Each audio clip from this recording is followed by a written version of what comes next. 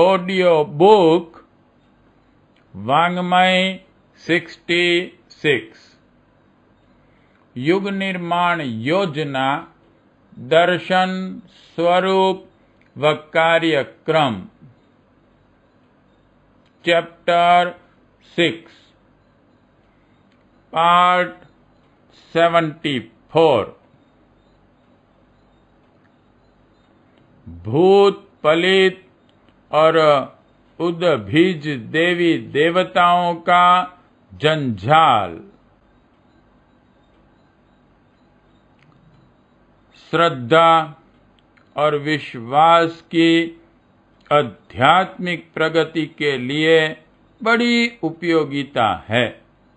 इन सद्गुणों के आधार पर आत्मोत्कर्ष का पथ प्रशस्त होता है, पर यह श्रद्धा और विश्वास विवेक, तर्क और वास्तविकता पर निर्धारित होने चाहिए।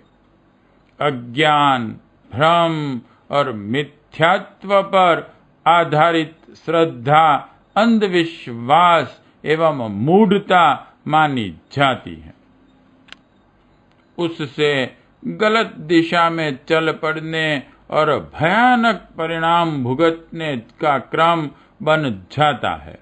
इस जाल जंजाल में फंसा हुआ भोला मनुष्य हर प्रकार हानि उठाता और घाटे में रहता है।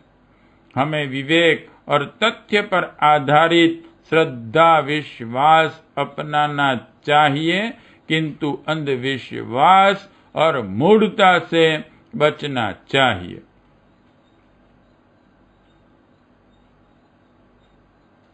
भारतीय जनता का एक बहुत बड़ा भाग अशिक्षा, भोलेपन एवं धूर्तों के बहकाए जाने से अंधविश्वास के भ्रम जंजालों में बुरी तरह जकड़ा पड़ा है, और जिनका कोई सिर पैर नहीं है, ऐसी मिथ्या मान्यताओं को अपनाकर भारी विपत्तियां एवं हानियां आमंत्रित करता रहता है। आवश्यकता इस बात की है कि विवेक, तर्क, तथ्य और वास्तविकता को ढूंढने की स्वतंत्र चेतना हर मनुष्य में पैदा हो जाए। जो निराधार मान्यताएं अपना रखी हैं, उन्हें छोड़ने का साहस उत्पन्न किया जाए। अपने देश की पिछड़ी जनता में भूत पलितों और देवी देवताओं की भीरू मान्यताएं बेतरह जड़ पकड़े हैं। मरने के बाद भारतीय मान्यता के अनुसार प्राणी स्वर्ग नरक में जाता या नए जन्म लेता है। कोई दुष्ट या अशांत आत्मा ही यदा कदा प्रेत बनता है, और वह भी एकांत में कर्म फल भोग कर नई गति पाता है।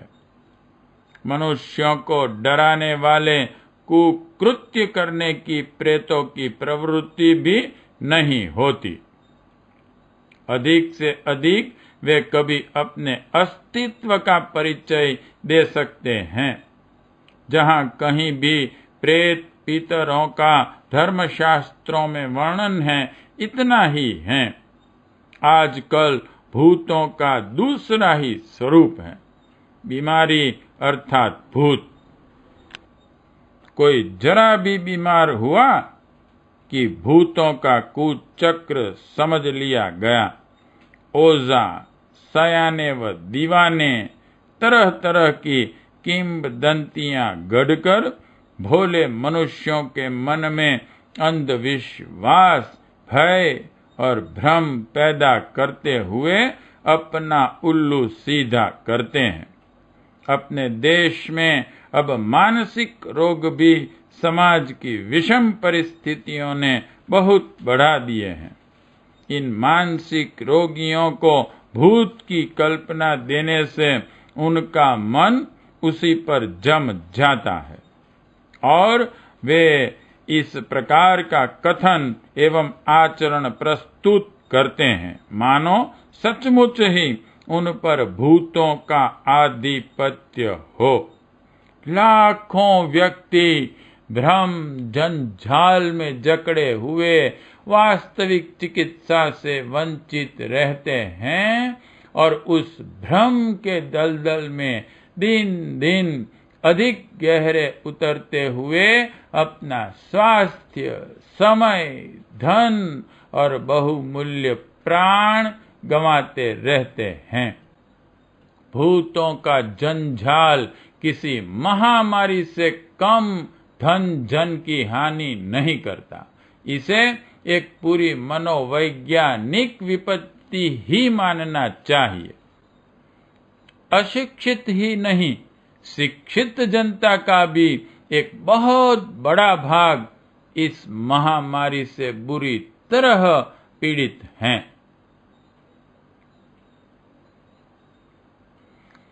विचारने की बात है कि यदि भूतों का ऐसा ही अस्तित्व और वर्चस्व रहा होता तो वह मूढ़मती भारतीयों तक ही सीमित न रहते।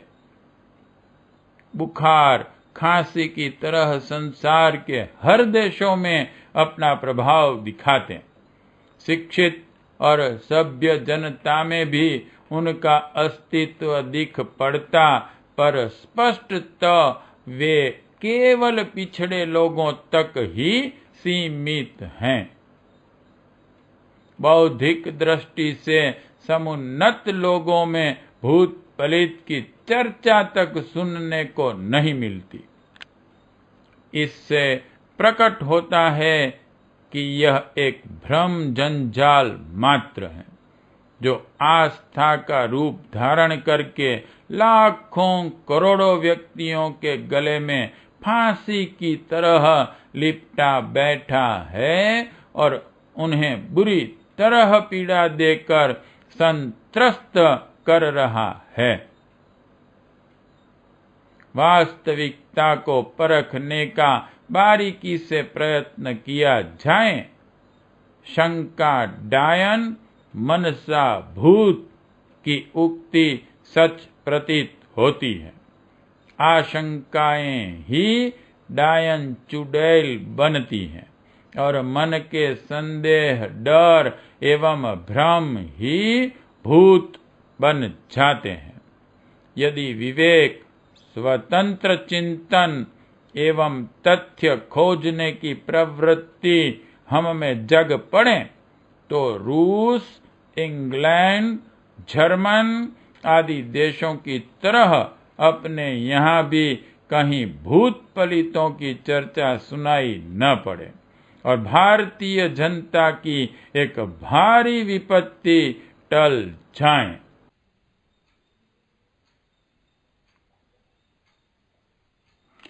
ईश्वर एक हैं। उसकी विभिन्न कार्य शक्तियों को अलंकारिक रूप में देव मानते हैं। भारतीय धर्म एक ईश्वरवादी हैं। देवताओं की जहाँ कहीं भी चर्चा है, वहाँ एक ईश्वर की विशेषताओं एवं शक्तियों का सचित्र उल्लेख मात्र है। बहुत स्वभावों और प्रकृतियों के बहुत देवता यदि रहे होते तो उनके पारस्परिक विग्रह से ही भारी अशांति और उलझन पैदा हो जाती। तब वे देवता मनुष्यों के लिए एक विपत्ति बनकर खड़े हो जाते। अच्छा यही है कि ऐसी कोई बात नहीं, ईश्वर एक है। उसका प्रतिद्वंदी, साझीदार तथा सहायक कोई नहीं है। आवश्यकता अनुसार उसके नाम रूप भर हम गढ़ लेते हैं और अपनी श्रद्धा, पूजा की रुचि, भिन्नता के अनुरूप समाधान करते हैं। उपरोक्त तथ्य से प्रतिकूल भारत के पिछड़े वर्ग में असंख्य देवी देवताओं की कल्पना है। उसकी संख्या बढ़ते बढ़ते करोड़ों तक पहुंच गई है। हर कुल, परिवार, गांव के अलग अलग कुल देवता, कुल देवी, ग्राम देवता, ग्राम देवी बरसाती मेढकों की तरह उपज पड़े हैं। कुछ देवी देवताओं के नाम तो पूजा पुस्तकों में भी पढ़े सुने जाते हैं, पर इन प्रचलित देवी देवताओं का उनसे कोई संबंध नहीं। यह तो पावस की उद्दीप्त उपज की तरह यों ही अंधाधुंध उपज पड़े हैं। वे अपनी पूजा करने वालों का कुछ हित तो कर नहीं सकते, केवल डराते और त्रास देते रहते हैं। जरा जरा सी बात पर अकारण नाराज होते हैं। बच्चे का मुंडन उनकी मठिया पर न कराया तो नाराज, घर में कोई उत्सव हुआ और उनकी मर्जी की पूजा में भूल हो गई तो नाराज। नाराजी अर्थात बीमारी और कठिनाई। लोग डर के मारे उन्हें पूजते हैं।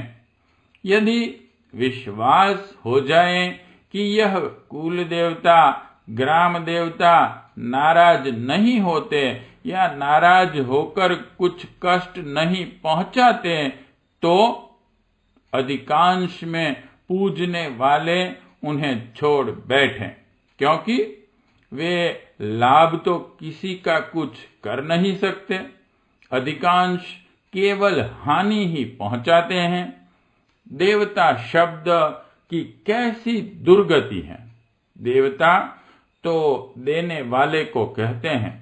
जो व्यक्ति या शक्ति हमें कुछ देने में समर्थ हो, देव शब्द उन्हीं के लिए प्रयुक्त होता है। पर यहाँ तो परिभाषा ही दूसरी है। जो देने में असमर्थ हो, मिठाई, प्रसाद, मांस, मदिरा आदि के लिए लालायित रहें और उनके मिलने पर हर उचित अनुचित मनोकामनाएं पूरी करने लगें, न मिलने पर शत्रु जैसा आक्रमण करें। भला ऐसे भी कोई देवता होते हैं? भगवान की भक्ति, देव पूजा एक उत्कृष्ट आस्था है।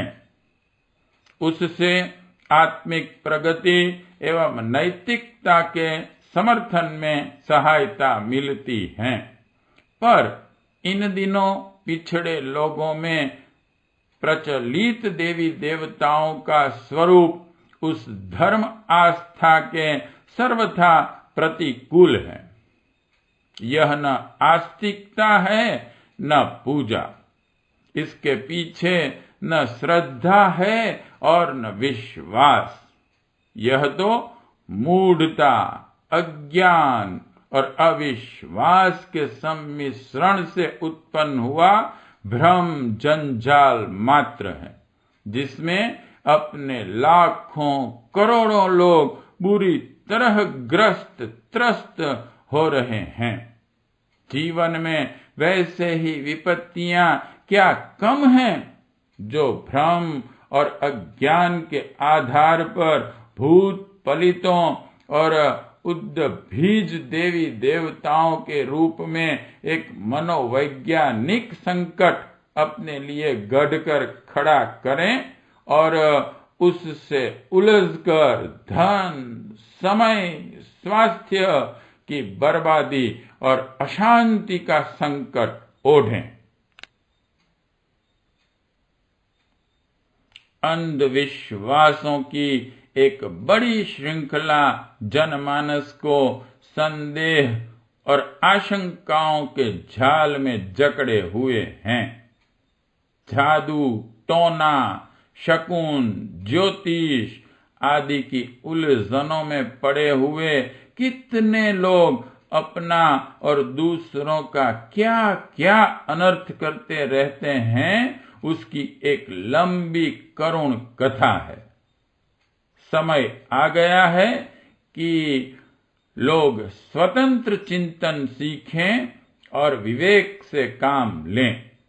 तब इस प्रकार के भूत पलित और उद्भिज देवी देवता जो हमारे मस्तिष्क और समाज पर बुरी तरह छाए हुए हैं, सहज ही हमें चिंता मुक्त करके वहीं विलुप्त हो जाएंगे जहां से उत्पन्न हुए थे।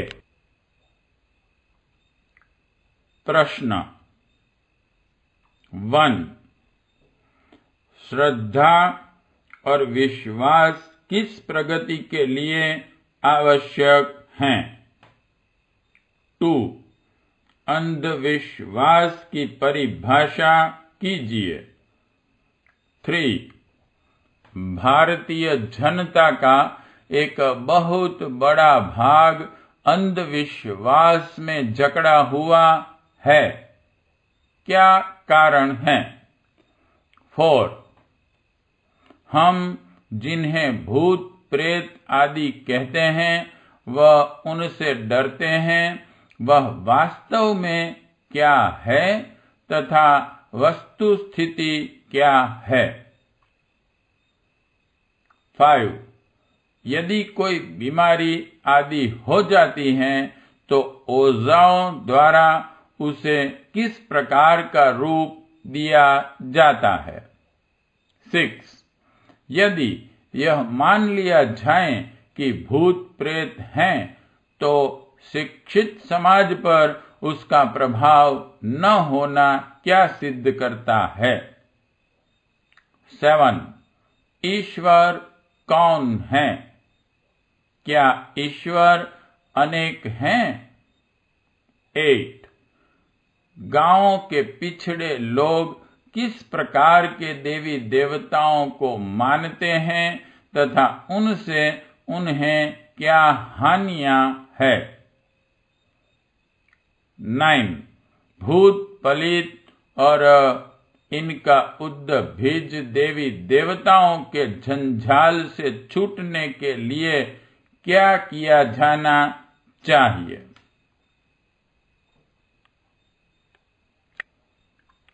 पार्ट 74 समाप्त।